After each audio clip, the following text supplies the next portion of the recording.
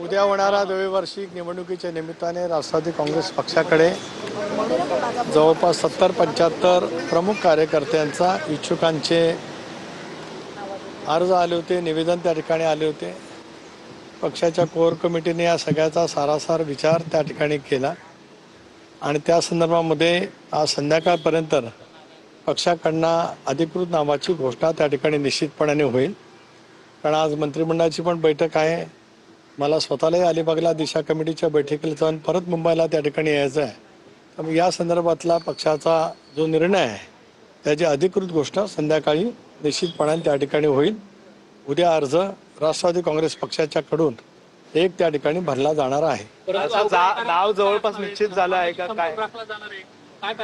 आम्ही संबंध विचार करत असताना प्रादेशिक समतोलाचा विचार केला, इतरही जी काही समीकरणं असतात त्याचा विचार केला, पक्षाच्या संघटनेमध्ये काम कशा पद्धतीने होऊ शकतं या संदर्भामध्ये सुद्धा विचार त्या ठिकाणी केला आणि या सगळ्याचा सारासार विचार करत पक्ष मजबूतीच्या दृष्टिकोनातून आम्ही या संदर्भातला निर्णय संध्याकाळपर्यंत घोषित करू।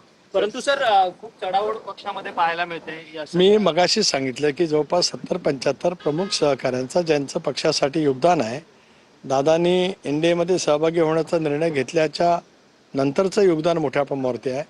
अगोदरपासून सुद्धा एकत्रित राष्ट्रवादी काँग्रेस पक्षामध्ये सुद्धा अनेकांनी सोबत त्या ठिकाणी काम केलेलं आहे।